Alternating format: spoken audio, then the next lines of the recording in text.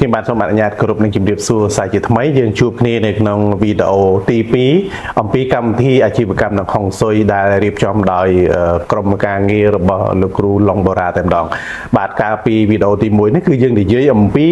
បាទតើធ្វើយ៉ាងណាដើម្បីឲ្យបងប្អូនប្រជាពលរដ្ឋខ្មែរអាចប្រកបមុខរបរចិញ្ចឹមជីវិតហើយទទួលបានជោគជ័យបាទទាំងនោះតកតងទៅនឹងធាតុផ្សំតកតងទៅនឹងបរិបទនយោបាយសេដ្ឋកិច្ចនៅក្នុងតំបន់នៅក្នុងប្រទេសក៏ដូចជានៅក្នុងទូទាំងពិភពលោកឥឡូវនេះយើងនិយាយអំពីជំនឿនិងហុងស៊ុយតែម្ដងបាទពីព្រោះលោកគ្រូឡុងបូរ៉ាគឺជាបណ្ឌិត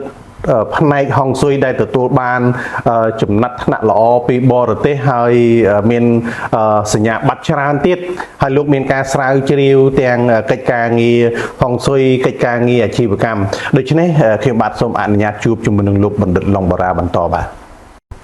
ខ្ញុំបាទសូមអនុញ្ញាតសរុបនឹងជំរាបសួរលោកបណ្ឌិតឡុងបូរ៉ាបាទវីដេអូទី2របស់យើងនៅក្នុងសប្តាហ៍នេះដោយសារលោកបណ្ឌិតគឺជាបណ្ឌិតផ្នែកហោរាសាស្ត្រនិងហុងស៊ុយផងយើងចង់ដឹងថាតើជំនឿនិងហុងស៊ុយនោះមានឥទ្ធិពលទៅលើជីវិតរបស់បងប្អូនប្រជាពលរដ្ឋយើងនិងអាជីវករដែលធ្វើកិច្ចការងារអាជីវកម្មចិញ្ចឹមជីវិតយ៉ាងណាបាទអរគុណណាស់សម្រាប់សំណួរជាតាមពិតទៅដោយសារការបង្ហាញនៅវីដេអូទី1ក៏យើងបានធ្វើការបង្ហាញដែលតាក់ទងជាមួយនឹងបញ្ហានឹងខ្លះកន្លងមកដែរអញ្ចឹងជាក់ស្ដែងតាក់ទងជាមួយនឹងសំណួរដែលមានការផ្សារភ្ជាប់រវាងអាជីវកម្មនិងហុងស៊ុយក៏ខ្ញុំបានរៀបចំជាឯកសារមួយដើម្បីយើងយកមកបង្ហាញជូនទៅដល់ទស្សនិកជននិងបងប្អូនទាំងអស់ដើម្បីឲ្យបានដឹងថាតើតាក់ទងជាមួយនឹងហុងស៊ុយហ្នឹងយើងមានជំនឿផ្សារភ្ជាប់ជាមួយនឹងអាជីវកម្មសម្រាប់ការរស់នៅក្តីសម្រាប់ការទំនាក់ទំនងការងាររបស់មនុស្សយើងបែបណាផងដែរណាអញ្ចឹងទី1គឺតាក់ទងជាមួយនឹងការទទួលបាននៅភាពសុខដុមរមនាដែលកើតឡើងអំពីផ្លូវចិត្តពោលគឺមានទំនុកចិត្តខ្ញុំលើកឧទាហរណ៍ថាបើសិនជាគាត់មានឧបសគ្គអីមួយដែលគាត់មើលឃើញភាពអវិជ្ជមានអីមួយដែលកើតឡើងនៅក្នុងគេដ្ឋានរបស់គាត់ហើយគាត់ទទួលបានការប្រឹក្សាទទួលបានការជួយជ្រោមជ្រែងទទួលបានការបើកបង្ហាញអំពីគ្រូហុងស៊ុយដែលមានចំណេះជំនាញជាក់លាក់ពិតប្រាកដគាត់មានទំនុកចិត្តមួយគាត់ជឿជាក់ថាទីតាំងកន្លែងគាត់ប្រកបជាកន្លងមកខុសតែគាត់បានធ្វើវិធីកែតម្រូវរួចហើយទៅតាមរយៈការប្រឹក្សាអំពីគ្រូហុងស៊ុយឬមួយក៏អ្នកដែលមានចំណេះជំនាញទៅលើផ្នែកខាងវិជ្ជានៃការរៀបចំបរិយាកាសឬមួយក៏ហុងស៊ុយទី2គឺការផ្ដល់នៅសុភមង្គលនិងសន្តិភាពផ្លូវចិត្តឃើញទេចឹងបានន័យថាការជឿទៅលើហុងស៊ុយវាមិនមែនជាការបង្ខាតថវិកាអត់ប្រយោជន៍មិនមែនជាការចំណាយនៅថវិកាអត់ប្រយោជន៍ទេបានន័យថាគឺជាការផ្ដល់នៅសន្តិភាពផ្លូវចិត្តហើយនឹងសុភមង្គលនៅក្នុងក្រុមគ្រួសារនៅពេលដែលអ្នកមានជំនឿគាត់ចេះរៀបចំបរិយាកាសល្អធ្វើឲ្យមានអារម្មណ៍រីករាយហើយទទួលបាននៅថាមពលវិជ្ជមានអំពីគេដ្ឋានរបស់គាត់ទី3គឺការធ្វើការសម្រេចចិត្តដោយមានសភាពល្អប្រសើរហើយត្រឹមត្រូវជាក់ស្ដែងគាត់អត់ដឹងទេគាត់អត់ដឹងថាខ្លួនគាត់ត្រូវធ្វើអីខ្លួនគាត់ត្រូវចាប់ផ្ដើមអាជីវកម្មបែបណាប៉ុន្តែដោយឡែកពេលដែលគាត់បានប្រឹក្សាជាមួយនឹងគ្រូហុងស៊ុយបានចង្អុលបានបង្ហាញផ្លូវគាត់ថាណែបងដើមកំណើតនៅក្នុងដំណើរនៃចក្ររាសីនៅក្នុងដំណើរនៃកំណើតបន្ទាប់អំពីធ្វើការកណនីហើយឃើញថាគាត់កំពុងតែខ្វះទៅលើធាតុទឹកអញ្ចឹងគាត់ដាច់ខាតត្រូវតែបង្កើតទៅលើអាជីវកម្មដែលតាក់ទងជាមួយនឹងធាតុទឹកដើម្បីអីដើម្បីយកមកបង្គ្រប់ទៅលើដំណើរជីវិតរបស់គាត់អញ្ចឹងធ្វើឲ្យគាត់មានសភាពមួយរីកចម្រើនទទួលបានជោគជ័យហើយមួយវិញទៀតគ្រូហុងស៊ុយចង្អុលបង្ហាញថាដោយសារមើលទៅលើស្ថានភាពនៃដំណើរជីវិតដូចមិនសូវជាប្រសើរទេគួរណាស់តែរៀបចំបរិយាកាសបែបនេះដើម្បីឲ្យ support រៀបចំទីតាំងកន្លែងនេះដាក់រូបនេះឬមួយក៏ដាក់ទីតាំងកន្លែងនេះឲ្យបានល្អប្រសើរដើម្បីឲ្យ support ឲ្យជួយទ្រទ្រង់នៅក្នុងរាងកាយដើម្បីឲ្យបានល្អប្រសើរមកវិញអញ្ចឹងគាត់រៀបតាមទៅគាត់ទទួលបានសុខភាពល្អប្រសើរមកវិញហើយមួយទៀតវាជា ការពញ្ញាអារម្មណ៍វាជាការព្រមទទួលយកវាជាការទទួលបាននៅភាពសុខចិត្តហ្នឹងបានន័យថាគាត់នឹងមានអារម្មណ៍មួយគិតថាគាត់ដឹងបច្ចុប្បន្នរាងកាយគាត់កំពុងតែឈឺពិតប្រាកដតែគាត់បានប្រឹក្សាជាមួយនឹងលោកគ្រូហុងសូយួយហើយដូច្នេះគាត់បានបំពេញកាតព្វកិច្ចហើយអញ្ចឹងវាធ្វើឲ្យធម៌ពលផ្លូវចិត្តរបស់គាត់ចាប់ផ្ដើមកើតឡើងវិញណាបន្តទៅទៀតគឺតកតងជាមួយនឹងផ្លូវទី2មិញខ្ញុំបានចែករំលែកជូនទៅទស្សនិកជនក៏ដូចជាបងពិធីករតកតងជាមួយនឹងផ្លូវទី1ដែលយើងហៅថាផ្លូវចិត្តអញ្ចឹងផ្លូវទី2យើងឲ្យឈ្មោះហៅថាផ្លូវអនុវត្តយ៉ាងម៉េចតកតងជាមួយនឹងការរៀបចំការិយាល័យផ្ទះឲ្យមានធម៌ពលហុងស៊ុយផ្ដោតទៅលើការសម្របសម្រួលរវាងធាតុនានាដូចជាទិសទីបំភ្លឺខ្យល់ហើយនឹងទឹកការរៀបចំកន្លែងធ្វើការឲ្យមានធម៌ពលល្អអាចជួយឲ្យបុគ្គលិកមានប្រសិទ្ធភាពខ្ពស់បានន័យថាបើសិនជាយើងរៀបចំច្បាស់លាស់ទៅវាធ្វើឲ្យបុគ្គលិកចាប់ផ្ដើមមានប្រសិទ្ធភាពខ្ពស់ធម្មតានៅក្នុងការងារមួយបើសិនជាការគ្រប់គ្រងបុគ្គលិកអត់មានប្រសិទ្ធភាពការងារនេះប្រកាសជារលំ 100% ប៉ុន្តែបើសិនជាបុគ្គលិកគាត់មានប្រសិទ្ធភាពខ្ពស់គាត់ទទួលបាននៅបរិយាកាសល្អភាពសុខដុមរមនានៅក្នុងផ្លូវចិត្តរបស់គាត់ប្រសើរបានន័យថាពេលហ្នឹងនឹងធ្វើឲ្យមានភាពទទួលបានជោគជ័យបន្តទៅទៀតគឺការជ្រើសរើសទីតាំងអាជីវកម្មដែលតាក់ទងជាមួយនឹងជំនឿហុងស៊ុយដែលគាត់នឹងទទួលបាននៅទីតាំងដែលមានធម៌ពលវិជ្ជមានដូចខ្ញុំបានចែករំលែកបានលើកជូនទៅលោកធីករួចហើយកាលពីคลิปវីដេអូទី1តាក់ទងជាមួយនឹងទីតាំងបើសិនជាគាត់ជ្រើសរើសទីតាំងបានត្រឹមត្រូវបានន័យថាគឺជាទីតាំងមួយដែលធ្វើដំណើរចរាចរណ៍នៃបរិយាកាសស្រួលហើយធម្មតាយើងដឹងហើយបើសិនជាចរាចរណ៍បរិយាកាសស្រួលវាធ្វើឲ្យការដកដង្ហើមល្អធម៌ពលល្អកម្លាំងខ្លាំងក្លាហើយតែកម្លាំងខ្លាំងក្លាបុរាណលោកបានលើកហើយកម្លាំងខ្លាំងក្លាប្រាជ្ញាឆ្លៀសវៃអញ្ចឹងតែមានកម្លាំងខ្លាំងក្លាគឺប្រាជ្ញាឆ្លៀសវៃដល់ប្រាជ្ញាឆ្លៀសវៃធ្វើអ្វីនឹងប្រសើរមួយវិញទៀតគឺតាក់ទងជាមួយនឹងការប្រើប្រាស់ពណ៌និងធម្មជាតិទៅតាមក្បួនហុងស៊ុយបានន័យថាគាត់អាចប្រើប្រាស់ពណ៌ហ្នឹងវាត្រូវជាមួយនឹងធម្មជាតិដែលបានកំណត់នៅក្នុងកំណើតនៃជីវិតរបស់គាត់ដែលប្រព្រឹត្តទៅតាមក្បួនហុងស៊ុយឲ្យមានសភាពជាក់លាក់មួយច្បាស់លាស់ហើយសម្រាប់ការរៀបចំហុងស៊ុយគឺ 100% ប្រកាសជាអាចជួយដល់ការងារនឹងទទួលបានជោគជ័យព្រោះដោយសារអីដោយសារដូចខ្ញុំបានចែកម្លែកនិងបានជម្រាបជូនទៅទស្សនិកជនរួចហើយបានន័យថាតែកត្តាទាំងអស់ហ្នឹងមិនថាកត្តាផ្លូវចិត្តកត្តាផ្លូវអនុវត្តគាត់រៀបចំបានប្រសើរគាត់នឹងទទួលបានភាពជោគជ័យ 100% ហ្នឹងបាទបាទអរគុណណាស់លោកបណ្ឌិតឥឡូវនេះចូលដល់សំណួរមួយទៀតយើងចង់ដឹងថាតើកលៈទេសៈនិងពេលវេលាមានសារៈសំខាន់យ៉ាងណាសម្រាប់បងប្អូនអាជីវករដែលគាត់បើកអាជីវកម្មនឹងឬមួយក៏ការងាររបស់គាត់តាក់ទងទៅនឹងជំនឿនិងហុងស៊ុយបាទអរគុណណាស់សម្រាប់សំណួរតាក់ទងជាមួយនឹងបញ្ហាពីរនេះគឺជាបញ្ហាមួយដែលអាជីវករក្តីដែលអ្នកដែលប្រកបកិច្ចការចំនួនទូទៅដែលគាត់ត្រូវតែស្វែងយល់អំពីកត្តាពីរយ៉ាងនេះបញ្ចូលគ្នាទី1គឺគាត់ក៏ត្រូវតែស្វែងយល់ដឹងអំពីកលៈទេសៈហ្នឹងគឺជាបច្ចេកទេសផ្ទាល់ខ្លួនរបស់គាត់ជាក់ស្ដែងខ្ញុំលើកឧទាហរណ៍មួយថាទីតាំងគាត់ល្អហើយកន្លែងគាត់សមស្របហើយកន្លែងគាត់មានបរិយាកាសល្អហើយប៉ុន្តែគាត់អត់បានសិក្សាអំពីកលៈទេសៈកន្លែងហ្នឹងច្បាស់លាស់ស្រាប់តែជុំវិញទីតាំងកន្លែងហ្នឹងវាអត់មានមនុស្សរស់នៅអត់មានមហាជនស្រាប់តែគាត់ទៅបើកអាជីវកម្មមួយដែលគាត់មិនទាញអតិថិជនទៅតាមប្រព័ន្ធ social media ដូចជាប្រភេទអនឡាញទេគាត់ចង់បានអតិថិជនផ្ទាល់សួរថាតើគាត់អាចទទួលបានអតិថិជនផ្ទាល់ដោយរបៀបណាបើជុំវិញកន្លែងគាត់នឹងអត់មានមហាជនរស់នៅផងអាហ្នឹងហើយគឺជាការសិក្សានិងស្វែងយល់អំពីកលៈទេសៈហើយកលៈទេសៈនេះទៅតាម step ទៅតាមលទ្ធផលនៃអាជីវកម្មរបស់គាត់ទៀតបើសិនជាគាត់មានអាជីវកម្មតូចគាត់អាចយល់ដឹងអំពីកលៈទេសៈនៅជុំវិញខ្លួនប៉ុន្តែបើសិនជាគាត់ចង់បើកជាអាជីវកម្មធំគឺគាត់ត្រូវតែយល់ដឹងអំពីកលៈទេសៈរបស់ជាតិរបស់ប្រទេសរបស់ពិភពលោកតើពិភពលោកកំពុងតែមានវិបត្តិអីកំពុងតែកើតឡើងអីអាហ្នឹងគឺជាការសិក្សាយល់ដឹងអំពីកលៈទេសៈ ហើយមួយទៀតកលៈទេសៈបូកជាមួយនឹងពេលវេលាក៏ជារឿងមួយសំខាន់ក៏ជាទិសដៅមួយសំខាន់ដែរចឹងបានបុរាណលោកបានកំណត់រួចហើយសូម្បីតែសភៅរបស់ខ្ញុំក៏បានចងក្រងឡើងដែរតាក់ទងជាមួយនឹងពេលវេលាល្អគួរនឹងបើកនៅអាជីវកម្មពេលវេលាបែបណាគួរនឹងសម្រាប់ចិត្តធ្វើអ្វីចឹងគឺដាច់ខាតពីរហ្នឹងត្រូវតែស្វែងយល់ដូចគ្នាគេហៅថា50 បូក 50បើសិនជាយើងយល់ដឹងអំពីកលៈទេសៈតែយើងជ្រើសរើសពេលវេលាអត់ត្រឹមត្រូវក៏ជាបញ្ហាបើយើងយល់ដឹងអំពីពេលវេលាតែកលៈទេសៈខុសក៏វាជាបញ្ហាអញ្ចឹងពីរហ្នឹងគឺត្រូវតាមទៅគ្នាបាទហើយពេលវេលានេះទៀតក៏ជារឿងមួយដែលសំខាន់ដែរ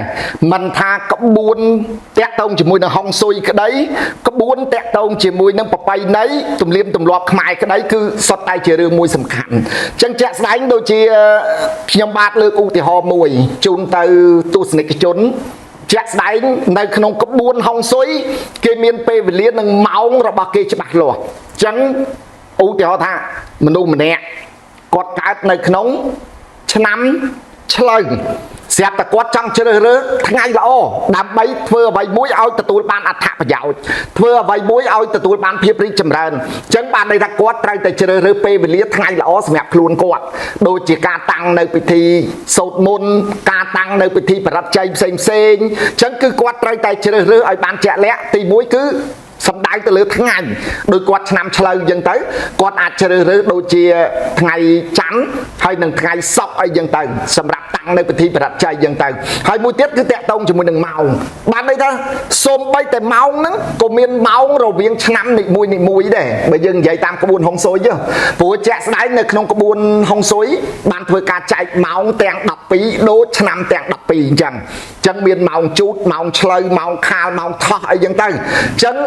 មនុស្សឆ្នាំមួយម៉ែ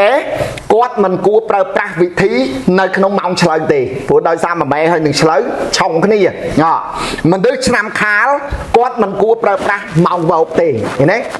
មនុស្សដែលកើតនៅក្នុងឆ្នាំរោងគាត់មិនគួរប្រើប្រាស់នៅក្នុងម៉ោងចទេអញ្ចឹងបានន័យថាគឺជាមានពេលវេលាត្រឹមត្រូវនៅក្នុងការដែលតាំងពិធីណាមួយដើម្បីឲ្យ support ជាមួយនឹងបរិយាកាសដើម្បីឲ្យ support ជាមួយនឹងជោគជតារាសីកំណើតហ្នឹងគឺតាក់ទងជាមួយនឹងក្បួនហ្នឹងគឺបានបង្ហាញច្បាស់លាស់តែម្ដងបាទសំខាន់មកគុណលោកបណ្ឌិតតើមានកលឹះអ្វីខ្លះដែលអាចបើកមុខរបរទទួលទានរបស់បងប្អូនអាជីវករដែលគាត់ចង់ធ្វើអាជីវកម្មសម្រាប់កិច្ចការងារចិញ្ចឹមជីវិតហ្នឹងតែម្ដងហើយចំណាយថវិកាតិចទៀតតាក់ទងទៅនឹងជំនឿនិងហុងស៊ុយរបស់ពួកគាត់បាទអរគុណណាស់សម្រាប់សំណួរនេះក៏ជាសំណួរមួយដែលរាប់បានថាជាសំណួរដែលមានអត្ថប្រយោជន៍សម្រាប់ទស្សនិកជនក៏ដូចជាសម្រាប់អាជីវករដែលគាត់នឹងប្រកបមុខរបរដើម្បីឲ្យទទួលបានជោគជ័យជាក់ស្ដែងគឺទី1ជំហានដំបូងបំផុតបើសិនជាយើងនិយាយអំពីភាពជោគជ័យដែលផ្អែកទៅលើកត្តានៃជំនឿហើយនឹងហុងស៊ុយគឺគាត់ដាច់ខាតត្រូវតែរកដៃគូប្រឹក្សាហើយបានន័យថាគាត់មិនមែនជាអ្នកសិក្សាគាត់មិនមែនជាអ្នករៀនទៅលើផ្នែកខាងហ្នឹងទេអញ្ចឹងគាត់ត្រូវតែរកដៃគូប្រឹក្សាអញ្ចឹងជាក់ស្ដែងគាត់អាចអញ្ជើញមកប្រឹក្សាជាមួយនឹងខ្ញុំបាទផ្ទាល់អីចឹងទៅឬមួយក៏គ្រូហុងស៊ុយដែលមានចំណេះជំនាញអីចឹងទៅដើម្បីធ្វើការពន្យល់ប្រាប់ដូចជាជាក់ស្ដែងដូចជាបច្ចុប្បន្នផ្ទាល់អញ្ចឹងខ្ញុំមានក្បួនថ្មីមួយដែលស្រាវជ្រាវមកគឺតាក់ទងជាមួយនឹងក្បួនថ្លឹងឆ្អឹងអញ្ចឹងបានន័យថាមានវិធីសាស្ត្រនៃការថ្លឹងឆ្អឹងរបស់គាត់ឲ្យដឹងថាឆ្អឹងម៉ោងរបស់គាត់ប្រមាណតឡឹងឆ្អឹងថ្ងៃរបស់គាត់ប្រមាណតឡឹងឆ្អឹងខែប្រមាណតឡឹងឆ្អឹងឆ្នាំប្រមាណតឡឹងយកមកបូកបញ្ចូលគ្នាយើងរកចំណុចភាពខ្វះខាតរបស់ខ្លួនគាត់តើគាត់ទទួលបានទម្ងន់ឆ្អឹងប៉ុន្មានហើយអ្វីដែលគាត់ខ្វះខាតគឺអ្វីគាត់ត្រូវបំពេញបែបណាអាហ្នឹងបានន័យថាពេលដែលគាត់ចាប់ផ្ដើមដំណើរការអាជីវកម្មទៅគាត់នឹងទទួលបានជោគជ័យអានេះនិយាយអំពីចំណែកក្បួននៅក្នុងក្បួនហុងស៊ុយតែបើប្រពៃណីខ្មែរយើងវិញក៏យើងអាចច្បិតនិយាយអំពីបញ្ហាទាំងអស់ហ្នឹងដែររកអ្នកប្រឹក្សាដែលមានចំណេះជំនាញជាក់លាក់ដើម្បីផ្ដល់ការប្រឹក្សាតាក់ទងជាមួយនឹងពេលវេលានៃការរៀបចំឲ្យច្បាស់លាស់តាក់ទងជាមួយនឹងពេលវេលានៃការបង្កើតអាជីវកម្មឲ្យត្រូវជាមួយនឹងថ្ងៃកំណើតដែលបានកំណត់មកព្រោះមនុស្សម្នាក់គាត់មានថ្ងៃកំណើតដែលបានកំណត់មកដោយបុព្វបុរសយើងបានលើកឡើងពីមុនមកអញ្ចឹងថាប្រ តិតឆ្មាច័ន្ទខ្លាំងគៀខ្លែងពុតត្រីប្រហោះកុកសុកទៅវាយសាងទីទុយតើគាត់កើតថ្ងៃច័ន្ទគាត់ត្រូវធ្វើមុខរបរអីកើតថ្ងៃគៀត្រូវធ្វើមុខរបរអីគាត់កើតថ្ងៃច័ន្ទតែគាត់ទៅធ្វើមុខរបរសម្រាប់អ្នកកើតថ្ងៃសៅរ៍មិនត្រូវគាត់កើតថ្ងៃពុធគាត់ទៅធ្វើមុខរបរសម្រាប់អ្នកកើតថ្ងៃច័ន្ទមិនត្រូវអញ្ចឹងគឺគាត់ត្រូវតែសិក្សាហើយដើម្បីឲ្យយល់អំពីកត្តាហ្នឹងឲ្យច្បាស់ហើយចំណាយតិចដើម្បីឲ្យដល់គោលដៅចំណាយតិចដើម្បីធ្វើទៅដើម្បីឲ្យត្រូវជាមួយនឹងពេលវេលាត្រូវជាមួយនឹងដំណើរជីវិតដែលបានកំណត់មកគឺដាច់ខាតត្រូវតែសិក្សាស្វែងយល់អំពីអ្នកដែលមានចំណេះជំនាញជាក់លាក់ពិតប្រាកដខ្ញុំបាទជឿជាក់ថាទស្សនិកជនពេលទស្សនាហើយស្ដាប់ដោយអត្ថសាស្ត្ររបស់លោកគ្រូបណ្ឌិតឡុងបូរ៉ាជំរាបជូនប្រិយមិត្តទស្សនិកជនប្រកាសជាចង់ដឹងនៅចំណុចមួយចំនួនទៀតឥឡូវនេះសូមលើកយកសំណួរមួយទៀតដែលចង់សួរទៅលោកបណ្ឌិតសួរថាតើនៅក្នុងពិធីសាសនាឬជំនឿរបស់ខ្មែរឬមួយក៏តាក់ទងទៅនឹងហុងស៊ុយតើអាចយើងធ្វើយ៉ាងណាដើម្បីជួយដល់បងប្អូនប្រជាពលរដ្ឋខ្មែរយើងដែលជាអាជីវករឬមួយក៏អ្នកប្រកបមុខរបរចិញ្ចឹមជីវិតនោះឲ្យពួកគាត់ទទួលបានសំណាងល្អហើយរៀបចំយ៉ាងដូចម្ដេចខ្លះដើម្បីឲ្យពួកគាត់មានការជឿជាក់បាទអរគុណណាស់សម្រាប់សំណួរហើយតាក់ទងជាមួយនឹងបញ្ហានេះគឺជាអ្វីដែលខ្ញុំបាទផ្ទាល់ក្នុងនាមជាសាស្ត្រាចារ្យបណ្ឌិតហុងស៊ុយហើយនឹងហោរាសាស្ត្រដែលបានទទួលស្គាល់នៅលើឆាកជាតិនិងអន្តរជាតិ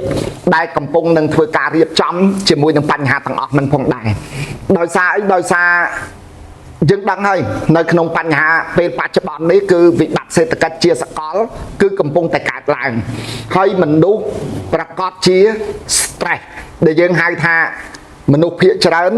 គាត់នឹងមានបញ្ហា depression បានន័យថាបញ្ហាផលវិបាកសម្រាប់ខ្លួនគាត់អីចឹងទៅហើយឥឡូវនេះជាក់ស្ដែងគឺខ្ញុំកំពុងតែធ្វើការរៀបចំអំពីវិធីសាស្ត្របែបហ្នឹងដើម្បីធ្វើឲ្យមានការទំនាក់ទំនងឬមួយក៏ទាញយកកម្លាំងថាមពលណាមួយដែលកើតចេញអំពីបរិយាកាសដើម្បីឲ្យមកត្រត្រង់ទៅលើលំហនៃជោគជតារាសីរបស់គាត់ប៉ុន្តែទន្ទឹមនឹងកត្តាហ្នឹងក៏ខ្ញុំកំពុងតែធ្វើការសិក្សាហើយស្រាវជ្រាវស្វែងយល់អំពីក្បួនដែលមានមូលដ្ឋានគ្រឹះដែលមានតលហីកច្បាស់លាស់ដើម្បីយកមករៀបចំរំលែកចែកជូនទៅដល់ទស្សនិកជនក៏ដូចជាកូនសិស្សគណៈក៏ដូចជាបងប្អូនដែលកំពុងតែមានវិបត្តិទៅលើហិរញ្ញវត្ថុឬមួយក៏វិបត្តិទៅលើអាជីវកម្មផងដែរបាទសូមសម្រាប់លោកគុណលោកបណ្ឌិតនេះគឺជាអ្វីដែលទស្សនិកជនចង់ដឹងហើយចង់ជ្រាបច្បាស់ក៏ប៉ុន្តែខ្ញុំបាទនៅតែជម្រាបថាប្រសិនបើបងប្អូនពុកម៉ែមីងមាលោកយាយលោកតាដែលគាត់ស្ដាប់ហើយអ្នកខ្លះគាត់មានកិច្ចការងឿឆ្ងល់ក៏អាចសួរមកលោកបណ្ឌិតឡុងបូរ៉ាតាមរយៈ page ឬមួយក៏តាមរយៈលេខទូរស័ព្ទលោកគ្រូនៅលើកម្មវិធីស្រាប់មួយទៀតលោកគ្រូនេះគឺជាការរៀបចំរបស់លោកគ្រូហុងស៊ុយឬមួយក៏គ្រូដែលមានការគុណគូរបស់ខ្មែរយើងទៅតាមជំនឿខ្មែរសម្រាប់ជូនដល់ជីវកររបស់យើងមួយទៀតតកតងនឹងធាតុអាកាសឬមួយក៏ធម្មជាតិឬមួយក៏ឥទ្ធិពលហុងស៊ុយហ្នឹងគឺថាតើគាត់ធ្វើយ៉ាងដូចម្ដេចទៅដើម្បីឲ្យពួកគាត់នឹងកក់ក្ដៅដូចថាលោកគ្រូមិញយើងគាត់តែជម្រាបថាយើងមានការរៀបចំឲ្យគាត់យើងធ្វើនេះធ្វើនោះទេប៉ុន្តែគាត់ត្រូវតែមានការកក់ក្ដៅឬមួយក៏ការជឿជាក់មួយព្រោះលោកគ្រូលោកបណ្ឌិតមានជំនាញនៅក្នុងការរៀបចំតើធ្វើឲ្យគាត់មានការមកប្រឹក្សាយោបល់ជាមួយលោកគ្រូយ៉ាងណាបាទអរគុណណាស់សម្រាប់សំណួរតាមពិតសំណួរនេះគឺជាសំណួរដែលមានអត្ថប្រយោជន៍ហើយតាមពិតសំណួរនេះគឺជាគោលដៅមួយដែលលោកគ្រូគិតថាបំណងដំបូងគឺចង់រក្សាឬមួយក៏លាក់ទុកសិនអត់ទាន់បង្ហាញជូនទស្សនិកជនទេប៉ុន្តែដោយឡែកដល់ពេលដែលបងពិធីកសួរមកគឺចំទៅលើគោលដៅអំពីបញ្ហាសំណួរទាំងអស់ហ្នឹងអញ្ចឹងជាក់ស្ដែងទី1ចំហៀនដំបូងគឺគាត់អាចអញ្ជើញមកជួបជាមួយនឹងខ្ញុំបាទផ្ទាល់ដើម្បីប្រឹក្សាសិនហើយទី2បច្ចុប្បន្នផ្ទាល់នេះគឺខ្ញុំបាទផ្ទាល់កំពុងតែរៀបចំមជ្ឈមណ្ឌលមួយឈ្មោះហៅថាមជ្ឈមណ្ឌលធម្មធាតុដួងកែវនាគរាជហើយមជ្ឈមណ្ឌលនឹងគឺជាមជ្ឈមណ្ឌលមួយដែលខ្ញុំរៀបចំឡើងដើម្បីយកនៅ DNA អញ្ចឹងបងពិធីកប្រហែលជាបានស្គាល់ហើយ DNA បាទ DNA ដូចជា កញ្ចក់ដៃកញ្ចក់ជើងដូចជាសរសៃសក់អាហ្នឹងគេហៅថា DNA ដើម្បីយកទៅដាក់នៅចំទីតាំងដែលខ្ញុំបាទកំពុងតែរៀបចំហ្នឹងឈ្មោះហៅថាមជ្ឈមណ្ឌលធម្មធាតុដួងកែវនាគរាជដើម្បីអីដើម្បីទាញយកកម្លាំងបរិយាកាសទាំងឡាយដើម្បីឲ្យមក support ជាមួយនឹង DNA ដែលបានដាក់ហ្នឹងធ្វើឲ្យមនុស្សចាប់ផ្ដើមមានអំណាចចាប់ផ្ដើមមានកម្លាំងចាប់ផ្ដើមមានថាមពលពលគឺកម្ចាត់បងនៅ depression ដែលគាត់កំពុងតែមានហើយជាពិសេសទៀតសោតគឺទឹកដីកន្លែងដែលខ្ញុំរៀបចំនឹងឯងគឺជាទឹកដីមួយដែលអាចរាប់បានថាគឺជាទឹកដីដែលមានបរិយាកាសដែលមានធាតុដីទាំង5ពណ៌ពេញលក្ខណៈដែលគេឲ្យឈ្មោះហៅថាធាតុដី5ពណ៌យ៉ាងម៉េចព្រោះដោយសារខ្ញុំបានធ្វើតេស្តទៅលើតំបន់កន្លែងហ្នឹងហើយគឺយើងបានធ្វើការជីកចេញអំពីរណ្ដៅតែមួយទេប៉ុន្តែដីនោះឯងគឺមាន5ពណ៌5ជាន់មួយជាន់ពណ៌ផ្សេងមួយជាន់ពណ៌ផ្សេងអីចឹងទៅមាន5ពណ៌ពេញលក្ខណៈហើយគឺជាដីមួយដែលហ៊ុំព័ទ្ធដោយភ្នំទាំង4ដែលខ្ញុំបានសន្មតថានៅខាងឆ្វេងជាភ្នំនាគរាជនៅខាងលើជាភ្នំដែលតំណាងឲ្យស្ដេចអណ្ដើកអាយុវែងនៅខាងស្ដាំជាភ្នំដែលតំណាងឲ្យស្ដេចខ្លាសនៅខាងក្រោមជាភ្នំដែលតំណាងឲ្យស្ដេចហង្សភ្លើងដើម្បីយកកម្លាំងអំណាចនៃស្ដេចសត្វទាំង4ហ្នឹងយកមក support នៅលើទីតាំងកន្លែងហ្នឹងដើម្បីអីដើម្បីឲ្យជួយទ្រទ្រង់ទៅលើអំណាចទីតាំងកន្លែងហ្នឹងធ្វើឲ្យម្ចាស់ DNA ហ្នឹងចាប់ផ្ដើមមានកម្លាំងថាមពលព្រោះធម្មតាឥឡូវនេះយើងដឹងហើយតាក់ទងជាមួយនឹងបញ្ហា depression នេះវាបណ្ដាលកើតឡើងអំពីហេតុផ្សេងដូចជាអ្នកខ្លះគាត់ពិបាកចិត្តខ្លាំងទៅលើអាជីវកម្មអ្នកខ្លះគាត់តែងតែយល់ឃើញអំពីកំហុសរបស់ខ្លួនគាត់អ្នកខ្លះគាត់តែងតែមានគំនិតចង់ប្រមាថអាយុជីវិតរបស់គាត់រហូតដល់គាត់លែងចង់រស់នៅលើភពផែនដីអ្នកខ្លះកើតឡើងអំពីការទទួលទាននៃគ្រឿងសង្វឹងហ្នឹងហួសចំណុះអ្នកខ្លះទៀតក៏គាត់អាចកើតឡើងអំពីការប្រើប្រាស់ជាមួយនឹងគ្រឿងញៀនអ្នកខ្លះអញ្ចឹងទៅគាត់កើតឡើងអំពីការងងុយដេកបានន័យថាមានភាពខ្ជិលច្រអូសដឹងអំពីដេកអត់គិតអំពីការរកស៊ីអ្នកខ្លះគាត់មានវិបត្តិទៅលើហិរញ្ញវត្ថុចឹងជាក់ស្ដែងផ្ដោតទៅលើអ្នកដែលមានវិបត្តិហិរញ្ញវត្ថុហ្នឹងគឺច្រើនមែនតើអ្នកខ្លះគាត់មានបញ្ហាមួយទៀតគេហៅថាបញ្ហាដំណពូជឧទាហរណ៍ថាពូជគាត់ពីមុនមកមានការទំនាក់ទំនងមានការទទួលស្គាល់ជាជីវិតប្តីប្រពន្ធដោយសារការទទួលគ្នានៅក្នុងឈាមដែលខ្សែខាងឪពុកតែមួយអីចឹងទៅដូចចដូនមួយខាងឪពុកអីចឹងទៅយកគ្នាជាប្តីជាប្រពន្ធអីចឹងទៅគេហៅថាមានបញ្ហាតាក់ទងជាមួយនឹងដំណពូជផ្សេងចឹងទៅចឹងពេលដែលគាត់ចាប់ផ្ដើមយក DNA របស់គាត់ទៅដាក់នៅកន្លែងហ្នឹងនឹងទទួលបាននៅសភាពមួយធ្វើឲ្យរាងកាយរបស់គាត់ចាប់ផ្ដើមភ្ញាក់ចាប់ផ្ដើមមានថាមពលចាប់ផ្ដើមមានអំណាចដើម្បីមកត្រោតត្រង់ជាមួយនឹងកម្លាំងថាមពលហ្នឹងមកឲ្យគាត់ទៅជាសភាពមួយដែលមានសភាពមួយក្លាហានហ៊ានមានចំណង់ចំណូលចិត្តស្រឡាញ់ពេលវេលាស្រឡាញ់គោលដៅស្រឡាញ់ពានរង្វាន់សម្រាប់ជីវិតខ្លួនឯងហើយខំប្រឹងធ្វើលំហាត់ប្រាណខំប្រឹងទំនាក់ទំនងអាជីវកម្មខំប្រឹងគណិតជាមួយនឹងមនុស្សជុំវិញខ្លួនដើម្បីដើរឆ្ពោះទៅរកគោលដៅរបស់ខ្លួនគាត់ចឹងជាក់ស្ដែងនៅក្នុងចំណុចហ្នឹងក៏មានកូនសិស្សគណៈក៏ដូចជាទស្សនិកជនដែលបានលើកសំណួរសួរបញ្ជាក់មកខ្ញុំបាទដែរដែលតាក់ទងជាមួយនឹងការដាក់ DNA ហ្នឹងគាត់សួរថាចុះគ្រាន់តែយក DNA ហ្នឹងយកកញ្ចក់ដៃយកកញ្ចក់ជើងយកតាសាយសក់ទៅដាក់នៅលើទីតាំងមួយសោះហើយគាត់រស់នៅអាមេរិកគាត់រស់នៅបារាំងគាត់រស់នៅប្រទេសកម្ពុជាតែជាបណ្ដាខេត្តមួយដែលឆ្ងាយសួរថាតើវាមានការទំនាក់ទំនងតើវាមានការកណិតបែបណាតើវាផ្សារភ្ជាប់បែបណាជាមួយនឹងបញ្ហាទាំងអស់ហ្នឹងអានឹងជាចំណុចមួយដែលទស្សនិកជនក្តីដែលកូនសិស្សគណៈក្តីដែលគាត់តែងតែលើកអំពីបញ្ហាហ្នឹងមកជាចំណោទបាទ អូបាទលោកបណ្ឌិតអញ្ចឹងមានន័យថាលោកបានរៀបចំនិងមានគម្រោងទុកដូចជាស្រេចដើម្បីជួយទៅដល់បងប្អូនប្រជាពលរដ្ឋខ្មែរយើងដែលគាត់មានបញ្ហាបាទខ្ញុំសម្លឹងមើលទៅមិនត្រឹមតែបងប្អូនប្រជាពលរដ្ឋខ្មែរយើងទេសូម្បីតែជនជាតិបរទេសអីដែលគាត់មានបញ្ហាស្មុគស្មាញក៏អាចជួបជាមួយនឹងលោកបណ្ឌិតបាទជួបបានបាទអញ្ចឹងចំណុចដែលលោកលើកឡើងអំពីការរៀបចំនិងការធ្វើគេហៅថាអាចព ប្រៀបធៀបឬមួយក៏អាចធ្វើអីគេថាតាក់ទងនឹងដួងកៅនោះគេថាឬមួយក៏ DNA នោះគេថាលោកតានាងនឹងអាចជួបជាមួយនឹងលោកបណ្ឌិតនៅវីដេអូក្រោយទៀតហើយនៅវីដេអូក្រោយលោកនឹងបានបញ្ជាក់ឲ្យបានច្បាស់អំពីថាតើធ្វើយ៉ាងណាដើម្បីធ្វើបទការដកពិសោធន៍ DNA ហ្នឹងឲ្យទទួលបានជោគជ័យនៅក្នុងជីវិតដើម្បីកុំឲ្យមានបញ្ហាក្នុងជីវិតអរគុណដូច្នេះនៅក្នុងឱកាសពេលនេះយើងខ្ញុំសូមលាពីលោកអ្នកនាងទៅត្រឹមប៉ុណ្ណាប្រសិនបើបងប្អូនមានចម្ងល់សូមអញ្ជើញតាក់ទងមកលោកបណ្ឌិតឡុងបារ៉ាផ្ទាល់តាមរយៈទូរស័ព្ទដែលមាននៅក្នុងកម្មវិធីឬមួយក៏អាចឆាតចូលមកក្នុង page ឬមួយក៏ Telegram របស់លោកបណ្ឌិតផ្ទាល់សម្រាប់ពេលនេះក្រុមការងារយើងខ្ញុំសូមលាពីលោកអ្នកនាងទៅត្រឹមប៉ុណ្ណេះសិន